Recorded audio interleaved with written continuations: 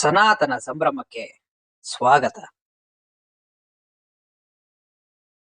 ಮೊದಲಿಗೆ ನೀವು ತಿಳ್ಕೊಬೇಕಾಗಿದ್ದೇನು, ವೃಶ್ಚಿಕ ರಾಶಿ. ವೃಶ್ಚಿಕ ರಾಶಿಯಲ್ಲಿ ಒಂದು ಲಾಂಛನ ಯಾವುದು ಅಂತಂದ್ರೆ ಚೇಳಿನ ಚಿತ್ರವನ್ನ ಹೊಂದಿರತಕ್ಕಂತ ಲಾಂಛನ ವೃಶ್ಚಿಕ ರಾಶಿ. ಆಯ್ತಾ? ಇನ್ನು ಈ ವೃಶ್ಚಿಕ ರಾಶಿಯಲ್ಲಿ ನಕ್ಷತ್ರಗಳು ಯಾವ ಬರುತ್ತೆ, ನಾನು ಮಾಸ ಭವಿಷ್ಯದ ಕಾರ್ಯಕ್ರಮದಲ್ಲೆಲ್ಲ ಹೇಳಿರ್ತೀನಿ ನಿಮ್ಗೆ. ಈ ವೃಶ್ಚಿಕ ರಾಶಿಯ ಒಂದು ನಕ್ಷತ್ರಗಳು ಯಾವುವು ಅಂತಂದ್ರೆ ವಿಶಾಖ ನಕ್ಷತ್ರ ಕೊನೆಯ ಚರಣ, ತೋ ಅನ್ನುವಂತ ಹೆಸರಿನಿಂದ ಬರುತ್ತೆ, ಕೊನೆಯ ಚರಣಾಂಕ. ಇನ್ನು ಅನುರಾಧ ನಕ್ಷತ್ರದ 4 ಚರಣಗಳು, ಜ್ಯೇಷ್ಠ ನಕ್ಷತ್ರದ 4 ಚರಣಗಳು ವೃಶ್ಚಿಕ ರಾಶಿಯಲ್ಲಿ ಬರುತ್ತೆ. ಆಯ್ತಾ? ಇನ್ನು ಈ ವೃಶ್ಚಿಕ ರಾಶಿಯ ಅಧಿಪತಿ ಯಾರು? ಈ ವೃಶ್ಚಿಕ ರಾಶಿಯವರು ನಿಮ್ಮ ರಾಶಿಗೆ ಅಧಿಪತಿ ಯಾರು ಅಂತ ಕೇಳಿದ್ರೆ, ಈ ನವಗ್ರಹಗಳಲ್ಲಿ ಕುಜ ಅಧಿಪತಿ, ಮಂಗಳ ಅಧಿಪತಿ ಆಗಿರತಕ್ಕಂಥದ್ದು ವೃಶ್ಚಿಕ ರಾಶಿಯವರಿಗೆ. ಇನ್ನು ವೃಶ್ಚಿಕ ರಾಶಿ ಒಂದು ಜಲತತ್ವದ ರಾಶಿ ಆಗಿರ್ತಕ್ಕಂಥದ್ದು. ಈ ರಾಶಿಯ ಒಂದು ತತ್ವ ಏನು ಅಂತಂದ್ರೆ ಸ್ಥಿರವಾಗಿರ್ತಕ್ಕಂಥ ತತ್ವ, ಬಹಳ ತೆಗೆದುಕೊಂಡಿರುವಂತಹ ತೀರ್ಮಾನಕ್ಕೆ ಕಟಿಬದ್ಧವಾಗಿ ನಿಲ್ಲುವಂಥದ್ದು, ಮೌಲ್ಯಾಧಾರಿಗಳಾಗಿರ್ತಕ್ಕಂಥದ್ದು. ಏನು ಮಾತು ಕೊಟ್ಟಿರ್ತಾರೋ ಅದು ಉಳಿಸ್ಕೊಳ್ಳೋದಕ್ಕೆ ಅವರು ಶಕ್ತಿ ಮೀರಿ ಪ್ರಯತ್ನ ಮಾಡತಕ್ಕಂಥದ್ದು. ಒಂದೇ ಕಡೆ ಸ್ಟೇಬಲ್ ಆಗಿ ನಿಲ್ತಾರೆ, ಸ್ಥಿರವಾಗಿರುತ್ತೆ ಮನಸ್ಸು, ನಿರ್ಧಾರಗಳು ಬಹಳ ಸ್ಥಿರವಾಗಿರುತ್ತೆ. ಇನ್ನು ನಿಮಗೆ ಬಹಳಷ್ಟು ಪ್ರಿಯವಾಗಿರ್ತಕ್ಕಂತಹ ದಿಕ್ಕು ಯಾವುದು ಅಂತಂದ್ರೆ ಉತ್ತರ ದಿಕ್ಕು. ಉತ್ತರ ದಿಕ್ಕು ತುಂಬಾ ಶುಭಕಾರಕವಾಗಿರ್ತಕ್ಕಂಥ ದಿಕ್ಕು. ಉತ್ತರ ದಿಕ್ಕಿನ ಕಡೆ ನೀವು ಯಾವುದೇ ಮನೆ ಬಾಗಿಲಾಗಿರ್ಬೋದು, ಆಫೀಸ್ ಬಾಗಿಲಾಗಿರ್ಬೋದು, ಅಥವಾ ನೀವು ಕೊಡುವಂತದ್ದಾಗಿರ್ಬೋದು, ಅಥವಾ ಉತ್ತರ ದಿಕ್ಕು ನಿಮಗೆ ಲಕ್ಕಿ ದಿಕ್ಕು ಅಂತ ಹೇಳ್ಬೋದು. ಆಯ್ತಾ? ಇನ್ನು ಈ ರಾಶಿ ಸ್ತ್ರೀಲಿಂಗದ ರಾಶಿ. ವೃಶ್ಚಿಕ ರಾಶಿ ಸ್ತ್ರೀಲಿಂಗದ ಹೆಣ್ಣು ರಾಶಿ ಆಗಿರ್ತಕ್ಕಂಥದ್ದು. ಇನ್ನು ನಿಮಗೆ ಬಹಳ ಮುಖ್ಯವಾಗಿರ್ತಕ್ಕಂಥದ್ದು, ನೀವು ನಿಮ್ಮ ಅದೃಷ್ಟ ಸಂಖ್ಯೆ ಯಾವುದು, ಲಕ್ಕಿ ನಂಬರ್ ಯಾವುದು ಅಂತ ಕೇಳ್ಬೋದು. ಲಕ್ಕಿ ನಂಬರು 9 ನಿಮ್ಮ ಅದೃಷ್ಟದ ಸಂಖ್ಯೆ. ಯಾವುದ್ರಲ್ಲಿ ನೀವು 9 ಸಂಖ್ಯೆಯನ್ನ ಬಳಸ್ಕೋಬಹುದು, ಅದು ನಿಮ್ಮ ಲಕ್ಕಿ ನಂಬರು ಅಂತ ಹೇಳ್ಬೋದು. ಹೌದು, ನಿಮ್ಮ ಸಂಕಷ್ಟಗಳಿಗೆ, ನಿಮ್ಮ ನೋವುಗಳಿಗೆ ನೀವು ಆರಾಧನೆ ಮಾಡುವಂತಹ ನಿಮ್ಮ ಲಕ್ಕಿ ದೇವರು ಅಂದ್ರೆ ಅದೃಷ್ಟದ ದೇವರು ಯಾವುದು, ಯಾವ ದೇವರನ್ನ ನೀವು ಆರಾಧನೆ ಮಾಡಬೇಕು ಅನ್ನುವಂಥ ವಿಚಾರ ನೋಡಿದ್ರೆ ಆಂಜನೇಯ ಸ್ವಾಮಿ, ದುರ್ಗಾ ಮಾತೆ. ಆಯ್ತಾ? ಇನ್ನು ಶಿವ, ವಿಷ್ಣುವನ್ನು ಆರಾಧನೆ ಮಾಡಬಹುದು.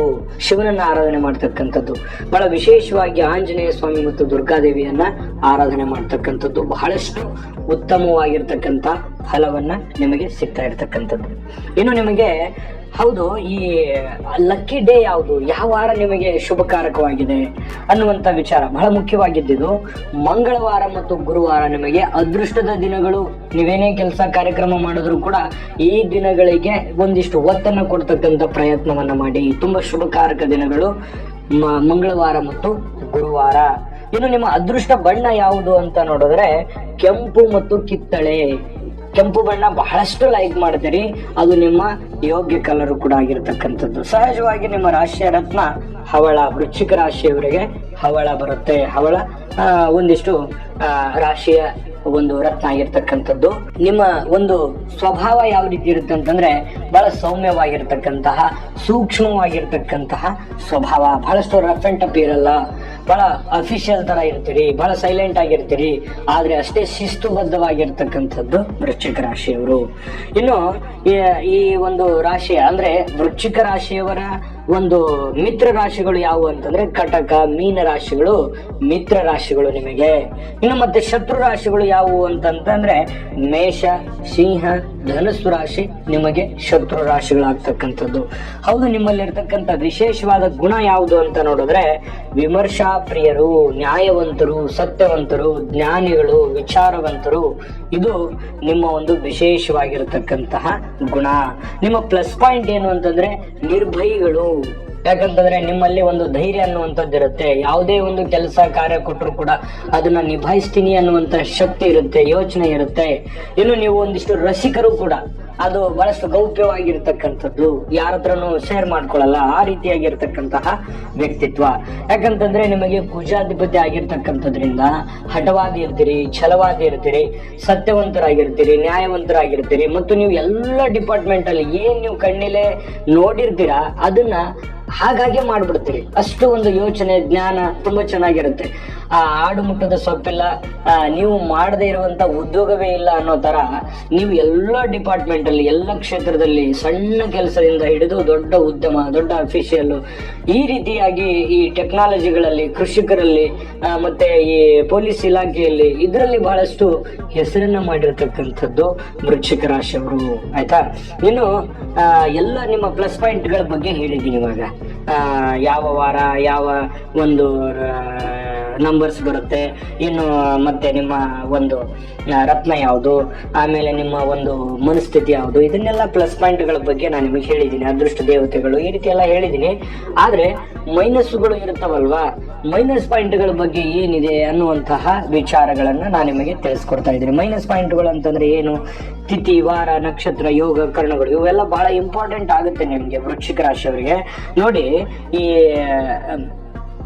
ಆಶ್ವೀಜ ಮಾಸ ನಿಮಗೆ ಒಂದಿಷ್ಟು ಮೈನಸ್ ಅಂತ ಹೇಳ್ಬೋದು. ಅಷ್ಟು ನಿಮಗೆ ಒಗ್ಗಿಕೊಳ್ಳಲ್ಲ.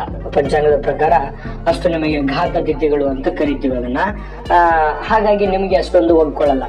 ಆಶ್ವೀಜ ಮಾಸ ಆಗಿರ್ಬೋದು, ಅಥವಾ ಈ ತಿಥಿಗಳು ಅಂತ ಇರುತ್ತಲ್ವಾ, 1, 6, 11ನೇ ತಿಥಿಗಳು ನಿಮಗೆ ಅಷ್ಟೊಂದು ಸೂಕ್ತವಲ್ಲ. ಇನ್ನು ಈ ಶುಕ್ರವಾರ ನಿಮಗೆ ಯೋಗ್ಯವಾಗಿರ್ತಕ್ಕಂಥದ್ದಲ್ಲ. ಅಷ್ಟೊಂದು ನಿಮಗೆ ಹೇಳ್ತೇನೆ ನಾನು ಇದ್ರ ಬಗ್ಗೆ. ಶುಕ್ರವಾರ ನಿಮಗೆ ಮೈನಸ್ ಆಗಿರ್ತಕ್ಕಂಥದ್ದು. ರೇವತಿ ನಕ್ಷತ್ರ ಕೂಡ ನಿಮಗೆ, ಇದು ರೇವತಿ ನಕ್ಷತ್ರ ಆ ದಿನ ಇತ್ತು ಅಂತಂದ್ರೆ ಅದು ಕೂಡ ನಿಮಗೆ ಮೈನಸ್ ಆಗಿರ್ತಕ್ಕಂಥದ್ದು.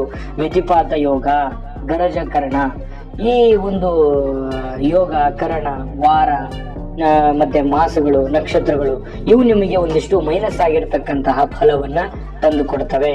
ಏನೇನಕ್ಕೆ ಅಂತಂದ್ರೆ, ಈ ಪ್ರಯಾಣ ಮಾಡೋದಕ್ಕಾಗ್ಲಿ, ಯಾತ್ರೆ ಮಾಡೋದಕ್ಕಾಗ್ಲಿ, ವ್ಯಾಪಾರ ಮಾಡೋದಕ್ಕಾಗ್ಲಿ, ಇನ್ನು ಹೊಸ ಉದ್ಯೋಗ ಆರಂಭ ಮಾಡೋದಕ್ಕಾಗ್ಲಿ, ಅಥವಾ ಯಾರೋ ಇಂಪಾರ್ಟೆಂಟ್ ಆಗಿರ್ತಕ್ಕಂಥ ವ್ಯಕ್ತಿಗಳನ್ನ ಭೇಟಿ ಮಾಡೋದಕ್ಕಾಗ್ಲಿ, ಅಥವಾ ಸರ್ಕಾರಿ ಕೆಲಸಕ್ಕಾಗ್ಲಿ, ಈ ವಾರಗಳು, ಗುರುವಾರ, ಆಮೇಲೆ ಮಾಘ ಮಾಸ, ಆಮೇಲೆ ಈ ಶತತಾರ ನಕ್ಷತ್ರ, ಈ ಒಂದು ಸಂದರ್ಭಗಳಲ್ಲಿ ಹೇಳಿದ್ನಲ್ವಾ, ಇದನ್ನ ಸ್ವಲ್ಪ ಸಾಧ್ಯವಾದ್ರೆ ತಪ್ಪಿಸಿ ಬೇರೆ ವಾರಗಳಲ್ಲಿ ಮಾಡ್ಕೊಳ್ತಕ್ಕಂಥದ್ದು ಉತ್ತಮ. ಆದ್ರೆ ಇನ್ನೊಂದು ವಿಷಯ ನೆನಪಿನಲ್ಲಿ ಇಟ್ಕೊಳ್ಳಿ, ಮದುವೆ ಆಗಿರ್ಬೋದು, ಉಪನಯನ ಆಗಿರ್ಬೋದು, ಯಾವುದೇ ಮಂಗಳ ಕಾರ್ಯ ಮಾಡೋದಕ್ಕೆ ಇವು ಅನ್ವಯ ಆಗಲ್ಲ. ಆಯ್ತಾ? ವಿಡಿಯೋ ನಿಜವಾಗ್ಲೂ ನಿಮಗೆ ಯೂಸ್ ಆಗಿದೆ. ಯಾಕಂತಂದ್ರೆ ನಿಮ್ಮ ರಾಶಿಯವರಿಗೆ ನೀವು ತಿಳಿದುಕೊಳ್ಳಲೇಬೇಕಾಗಿರತಕ್ಕಂಥ ವಿಷಯಗಳಿವು. ಹಾಗಾಗಿ ಇವು ಖಂಡಿತವಾಗ್ಲೂ ನಿಮ್ಗೆ ಯೂಸ್ ಆಗುತ್ತೆ ಅಂತ ಭಾವಿಸಿದ್ದೀನಿ. ಈ ವಿಡಿಯೋ ನಿಮ್ಗೆ ಇಷ್ಟ ಆಗಿದ್ರೆ ಲೈಕ್ ಮಾಡಿ, ಶೇರ್ ಮಾಡಿ, ನಮ್ಮ ಚಾನಲ್ ಅನ್ನು ಸಬ್ಸ್ಕ್ರೈಬ್ ಮಾಡ್ಕೊಳ್ಳೋದನ್ನ ಮರಿಬೇಡಿ. ವಿಡಿಯೋದ ಕೆಳಗಡೆ ಡಿಸ್ಕ್ರಿಪ್ಷನ್ ಅಲ್ಲಿ ಲಿಂಕ್ ಇದೆ, ಅಲ್ಲೂ ಕೂಡ ಈ ಇಂಪಾರ್ಟೆಂಟ್ಸ್ ವಿಚಾರಗಳ ಬಗ್ಗೆ ವಿಡಿಯೋದ ಲಿಂಕ್ಗಳು ಸಿಗುತ್ತೆ. ಅಲ್ಲೂ ಕೂಡ 12 ರಾಶಿಯ ಲಿಂಕ್ ಇರೋದ್ರಿಂದ ನಿಮ್ಮ ಪ್ರಿಯವಾದ ರಾಶಿಯ ಒಂದು ವಿಚಾರಗಳನ್ನ ನೀವು ತಿಳಿದುಕೊಳ್ಬಹುದು. ಸರ್ವೇ ಜನಃ ಸುಖಿನೋ ಭವಂತು.